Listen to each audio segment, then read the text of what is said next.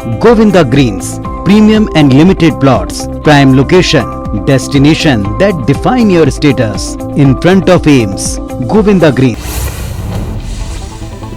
दिल्ली से सटे गुरुग्राम में बीती रात एक भीषण सड़क हादसा हो गया। हादसे में 5 लोगों की मौत हो गई, वहीं एक शख्स घायल हो गया। बताया जा रहा है कि तेज रफ्तार कार सड़क किनारे रखे ईंटों से जा टकराई और पलट गई। कार में 6 लोग सवार थे, जिनमें 5 लोगों की मौके पर ही मौत हो गई। दिल्ली एनसीआर प्रदूषण मामले पर आज सुप्रीम कोर्ट फिर सुनवाई करेगा। बीते दिन हुई सुनवाई में कोर्ट ने संकेत दिए कि वह एक स्वतंत्र टास्क फोर्स का गठन करेगा। साथ ही केंद्र और राज्य सरकारों को 24 घंटे का समय देते हुए कहा था कि वो कुछ करे, नहीं तो अब कोर्ट कदम उठाएगा। कोर्ट ने सख्त रवैया दिखाते हुए सुनवाई में दिल्ली सरकार को फटकार भी लगाई। संसद सत्र के चौथे दिन कोरोना महामारी को लेकर लोकसभा में चर्चा हुई। इस दौरान एक ओर जहां विपक्षी सांसदों ने महामारी से निपटने में सरकार और लापरवाही का आरोप लगाया, तो वहीं बीजेपी सांसदों ने इससे निपटने और टीकाकरण पर पीएम मोदी का बचाव किया। अब आज स्वास्थ्य मंत्री मनसुख मंडाविया इस पर चर्चा कर अपना जवाब देंगे।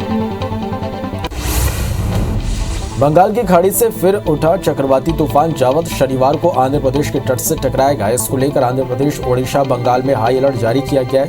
आपदा से बचाव के लिए टीमें तैनात कर दी गई और 95 ट्रेनों का परिचालन भी रद्द कर दिया गया है। जावद तूफान को लेकर गृह मंत्रालय भी 24 घंटे स्थिति की समीक्षा कर रहा। सभी तटीय राज्यों में एनडीआरएफ की कुल 29 टीमों को पहले से तैनात कर दिया गया, जबकि 33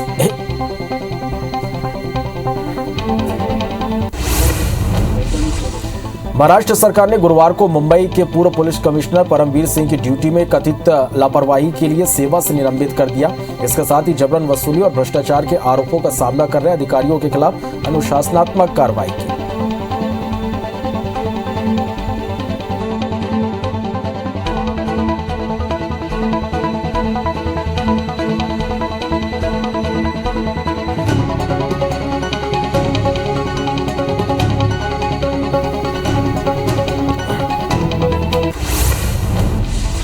रूस के राष्ट्रपति व्लादिमीर पुतिन 6 दिसंबर को भारत यात्रा पर आ रहे हैं। एक दिन की इस यात्रा के दौरान रूसी राष्ट्रपति प्रधानमंत्री नरेंद्र मोदी से मुलाकात करेंगे। इसके अलावा दो समिट में अहम 2+2 समिट भी अहम होगी। इसमें भारत और रूस के विदेश और रक्षा मंत्रियों के साथ दोनों देशों के आला अफसर शिरकत करेंगे। भारत और न्यूजीलैंड के बीच आज से दूसरा टेस्ट मैच शुरू हो रहा है, जो मुंबई के वानखेड़े स्टेडियम में खेला जाएगा। दोनों टीमों के बीच पहला मैच कानपुर में खेला गया था, जो ड्रॉ रहा। इस मैच में दोनों टीमें जीत हासिल करना चाहेंगी। हालांकि बारिश के कारण मैच के टॉस में देरी हुई है। दुनिया भर में कोरोना के मामले बढ़ते हुए 26 करोड़ 44 लाख के पार पहुंच गए। वहीं कोरोना से मौत का आंकड़ा 52,49,000 के पार पहुंच गया। पूरी दुनिया में 23 करोड़ 84 लाख से ज्यादा मरीज कोरोना का हराकर स्वस्थ हो चुके हैं। वहीं दुनिया में एक्टिव मामले 2 करोड़ 7 लाख के पार पहुंच गए हैं। देश में वैक्सीनेशन का काम तेजी से आगे बढ़ा। देश में वैक्सीनेशन का आंकड़ा 125 करोड़ 79 लाख के पार पहुंच गया, जिसमें 79 करोड़ 52 लाख से ज्यादा लोगों को पहला डोज और 40 करोड़ 26 लाख से ज्यादा लोगों को दोनों डोज लग चुके हैं। वहीं मध्य प्रदेश में 11 करोड़ 62 लाख और छत्तीसगढ़ में 2 करोड़ 62 लाख लोगों ने कोरोना की वैक्सीन लगवा ली है। छत्तीसगढ़ में कोरोना के मामले एक बार फिर से बढ़ने लगे हैं। प्रदेश में 24 घंटे के अंदर 37 नए कोरोना मरीजों की पुष्टि हुई है, जिसमें सबसे ज्यादा 8 मरीज दुर्ग में, 6 मरीज रायपुर में और 5 मरीज राजनांदगांव में मिले हैं। जिसके बाद प्रदेश में एक्टिव मरीजों की संख्या 328 हो गई है। देश में ओमिक्रॉन के दस्तक से जबलपुर स्वास्थ्य विभाग अलर्ट मोड पर है। स्वास्थ्य विभाग के मुताबिक अब नए कोरोना पॉजिटिव मरीज होम आइसोलेशन में नहीं रहेंगे। मरीजों को अस्पतालों में भर्ती करने के निर्देश जारी कर दिए गए हैं। वहीं विदेश से आने पर 10 दिन तक होम क्वारंटाइन रहना पड़ेगा। कोरोना के नए वेरिएंट ओमिक्रॉन के दस्तक के बाद छत्तीसगढ़ में स्वास्थ्य विभाग अलर्ट हो गया। स्वास्थ्य विभाग विदेश से आने वाले लोगों की मॉनिटरिंग कर रही है। इधर पिछले 24 घंटे में 51 यात्री विदेश से छत्तीसगढ़ लौटे। वहीं पिछले 6 दिनों में 5 विदेशी समेत 217 लोग छत्तीसगढ़ पहुंचे हैं। मध्य प्रदेश कोरोना वैक्सीन का पहला डोज लगाने के मामले में देश में नंबर 1 बन गया है। प्रदेश में अब तक 5.12 करोड़ लोगों ने पहला डोज लगवाया। वहीं गर्भवती महिलाओं के वैक्सीनेशन में भी एमपी पहले स्थान पर है। एमपी में 4.87 लाख गर्भवतियों को पहला और 1.44 लाख लोगों को दूसरा डोज लगाया जा चुका है। कोरोना के नए वेरिएंट की आहट के बीच जबलपुर में स्वास्थ्य विभाग वैक्सीन की दूसरी डोज को घर घर जाकर लगाने का काम कर रहा है। मुख्य चिकित्सा अधिकारी की माने तो जिले में करीब 80% लोगों को वैक्सीन की दूसरी डोज लगाई जा चुकी है। वहीं बचे लोगों के लिए 15 दिन का लक्ष्य तय किया गया है। ग्वालियर जिले में डेंगू मरीजों का आंकड़ा लगातार बढ़ रहा है। जिले में बीते 24 घंटे में 24 नए डेंगू के मरीज सामने आए। डेंगू मरीजों का आंकड़ा अब 2611 के पार हो गया। अब तक जिले में डेंगू से 8 लोगों की मौत हो चुकी है। इंदौर जिले में डेंगू मरीजों की संख्या में लगातार बढ़ोतरी हो रही है। जिले में 2 बच्चे सहित 7 नए डेंगू मरीजों की पुष्टि हुई है। एक्टिव मरीजों की संख्या बढ़कर अब 11 हो गई है। जिले में डेंगू मरीजों की संख्या 1144 है। राजिम से कांग्रेस विधायक अमितेश शुक्ला ने अंतरिम अध्यक्ष सोनिया गांधी से दिल्ली में मुलाकात की। दोनों के बीच करीब 15 मिनट से ज्यादा समय तक बातचीत हुई। मुलाकात के बाद अमितेश शुक्ला ने बताया कि सोनिया गांधी से छत्तीसगढ़ के राजनीतिक हालातों पर चर्चा हुई। मध्य प्रदेश के राज्यपाल मंगूभाई पटेल छिंदवाड़ा दौरे पर पहुंचे, जहां उन्होंने फॉरेस्ट रेस्ट हाउस तमिया में रुद्राक्ष का पौधा लगाया। इसके बाद सामुदायिक स्वास्थ्य केंद्र तामिया का निरीक्षण किया और महिला वार्ड का निरीक्षण कर प्रसूता महिलाओं से चर्चा की। साथ ही राज्यपाल आदर्श आंगनबाड़ी केंद्र भी पहुंचे, जहां बच्चों से सवाल जवाब किए। मध्य प्रदेश के सीएम शिवराज सिंह उत्तराखंड के हरिद्वार दौरे पर हैं, जहां आज वे हरिहर आश्रम में पौधारोपण करेंगे और इसके बाद सीएम शिवराज दिल्ली रवाना होंगे, जहां से फिर भोपाल वापसी होगी। बता दें कि हरिद्वार में सीएम शिवराज गुरुवार को कई कार्यक्रमों में शामिल हुए थे। छत्तीसगढ़ में बीजेपी और कांग्रेस ने सभी सीटों पर प्रत्याशी घोषित कर दिए। भिलाई नगर निगम के बचे हुए 3 वार्डों के प्रत्याशी भी घोषित हो चुके हैं। 3 वार्डों को लेकर बीजेपी में पेच फंसा था। देर शाम 10 प्रत्याशियों की घोषणा हुई थी। वहीं नगरीय निकायों में नामांकन दाखिले का आज अंतिम दिन है। छत्तीसगढ़ के निलंबित आईपीएस जेपी सिंह की याचिका स्पेशल कोर्ट ने खारिज कर दी। जेपी सिंह ने आय से अधिक संपत्ति मामले में अग्रिम जमानत याचिका दायर की थी, जिस पर भ्रष्टाचार निवारण स्पेशल कोर्ट में सुनवाई हुई। इसके बाद स्पेशल जज लीना अग्रवाल ने अग्रिम जमानत याचिका को खारिज कर दिया। रायपुर में जूनियर डॉक्टर्स की हड़ताल का आज 7वां दिन है। इस बीच जूड़ा हड़ताल की वजह से मरीजों की परेशानी बढ़ गई है। हड़ताल के चलते स्वास्थ्य सेवाएं प्रभावित हो रही हैं। वहीं जूड़ा हड़ताल को अब सीनियर डॉक्टर्स का भी साथ मिल रहा है।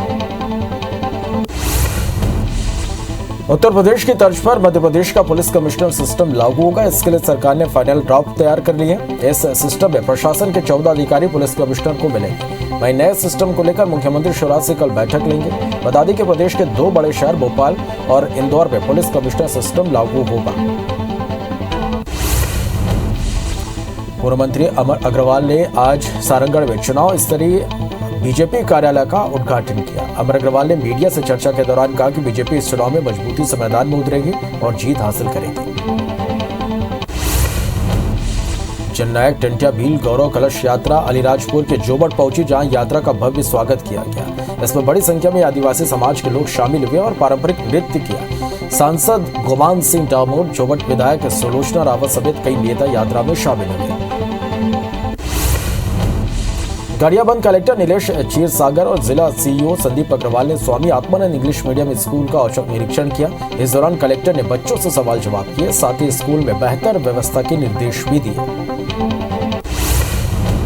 तूफान जावद के आने की आशंका के बीच मौसम विभाग का कहना है कि छत्तीसगढ़ में भी चक्रवात का असर देखने को मिल सकता है। खाड़ी में निम्न दबाव के कारण ओडिशा के तटवर्ती क्षेत्रों में भारी बारिश होने के आसार हैं। 2 दिसंबर से 5 दिसंबर तक बादल छाए रहने की संभावना है।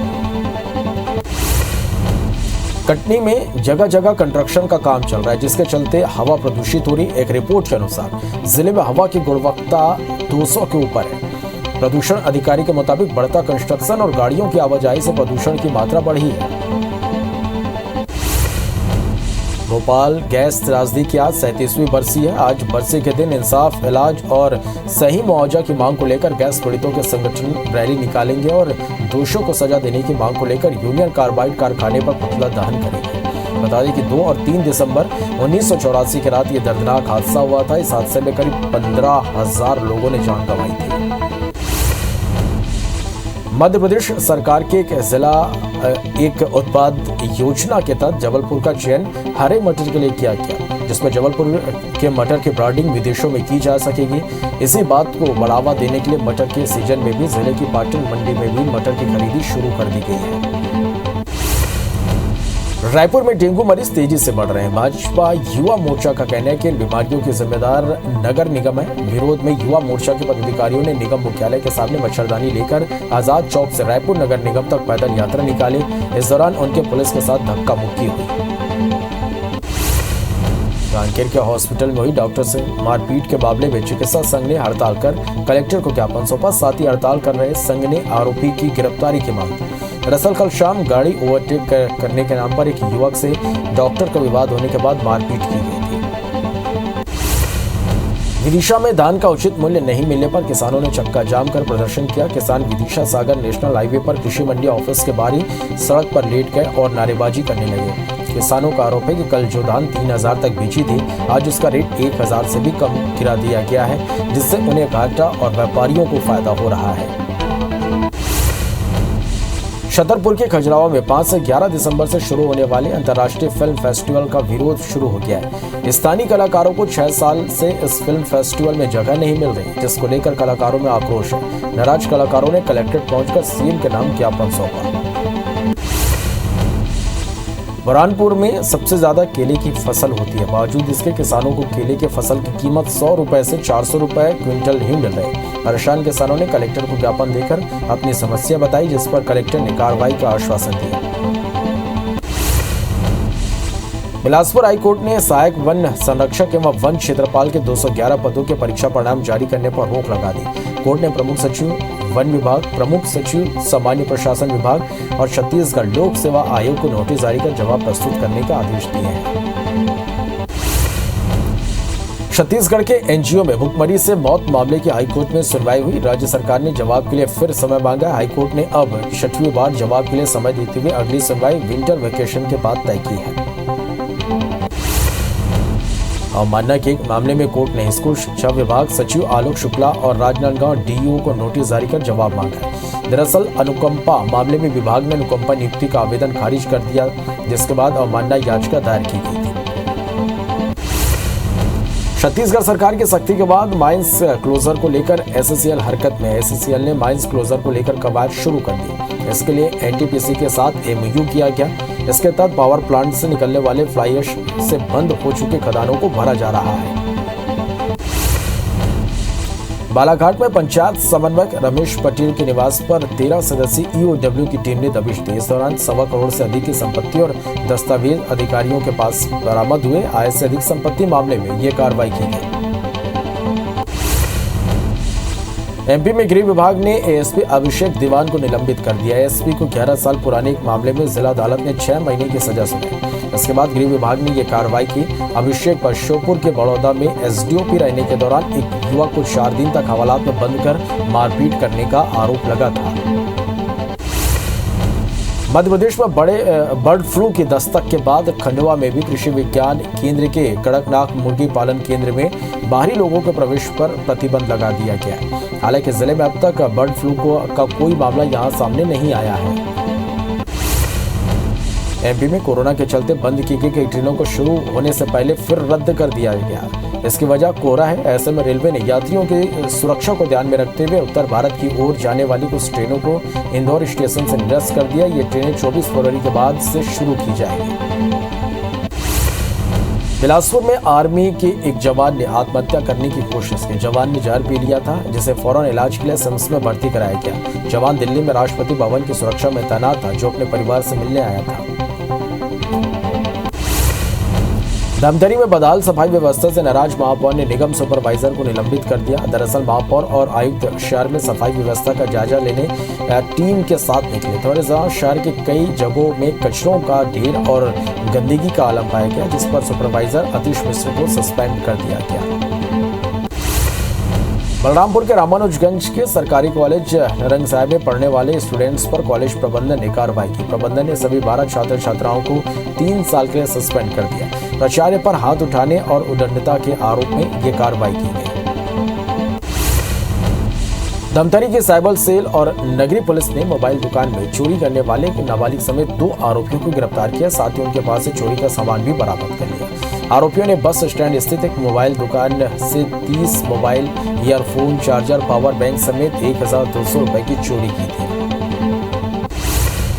राजनांदगांव के भोर तालाब क्षेत्र में चेकिंग अभियान के दौरान पुलिस ने एक कार से 30 पेटी शराब जब्त की। साथ ही दुर्ग के सुपेला में रहने वाले आरोपी विनोद सानी को गिरफ्तार किया। जब्त कार और शराब की कीमत 10,45,000 रुपए बताई जा रही है। उज्जैन में कोरोना टीकाकरण महाअभियान में फर्जीवाड़ा सामने आया। दरअसल फ्रीगंज में एक महिला को बिना दूसरा डोज लगाए ही फाइनल सर्टिफिकेट जारी कर दिया गया। महिला को पहला डोज 8 जुलाई को लगा था। दूसरा डोज लगाने के लिए 25 नवंबर को टीम उनके घर पहुंची थी, लेकिन बिना वैक्सीन लगा ही लौट गई थी। भोपाल के साइबर क्राइम पुलिस ने दिल्ली में से 6 जालसाज ठगों को गिरफ्तार किया। तीनों आरोपी कॉल सेंटर की आड़ में बेरोजगार युवकों को ठग रहे थे। बीते 8 महीने के अंदर जालसाजों ने 6 राज्यों में करीब 150 बेरोजगार युवकों से करीब 13 लाख रुपए की ठगी की। इंदौर में एडवाइजरी फॉर्म की आड़ में 4 ठग कंपनियां संचालित करने वाले एक गिरोह का तिलक नगर पुलिस ने पर्दाफाश किया। मौके से पुलिस ने 3 मुख्य आरोपियों को गिरफ्तार किया। आरोपियों से 20 करोड़ के लेन देन का रिकॉर्ड पुलिस के हाथ लगी है। बड़वानी पुलिस ने कॉटन व्यापारी संदीप गोयल की मौत मामले में नगर पालिका अध्यक्ष के पोते समेत 9 लोगों के खिलाफ हत्या का केस दर्ज किया है। बीती रात संदीप को गोली मारी गई थी, जिसका अस्पताल में इलाज के दौरान मौत हो गई थी। फिलहाल पुलिस आरोपियों की तलाश में जुटी हुई है। ग्वालियर में कपड़ा कारोबारी ने महिला के साथ छेड़छाड़ की, जिस पर गुस्साई महिला ने 4 साथियों के साथ मिलकर कपड़ा कारोबारी की दुकान पर गोलियां चला दी। हालांकि फायरिंग के समय स्थानीय लोगों ने 2 आरोपियों को धर दबोचा और पुलिस के हवाले कर दिया। वहीं पुलिस ने दोनों पक्षों की शिकायत पर क्रॉस मामला दर्ज किया है। दतिया की इंदरगढ़ तहसीलदार ने उत्तर प्रदेश से आने वाले धान के अवैध परिवहन पर बड़ी कार्रवाई की। उन्होंने कृषि उपज मंडी के बाहर खड़े ट्रक को जब्त किया, जिसमें क्रांति धान की 300 बोरी भरी हुई थी, जिसकी कीमत 4,80,000 रुपए बताई जा रही है। ट्रक को जब्त कर इंदरगढ़ पुलिस को सौंप दिया गया है। रायपुर एम्स, SCCL और BSP में नौकरी लगाने के नाम पर लाखों की ठगी करने वाले आरोपी ने सरेंडर कर दिया। आरोपी जीव मंगल टंडन ने जिला कोर्ट के सामने सरेंडर किया। आरोपी ने 30 मई को 5 लोगों से ठगी कर 19 लाख का चूना लगाया था। मामला सरस्वती नगर थाने इलाके का है।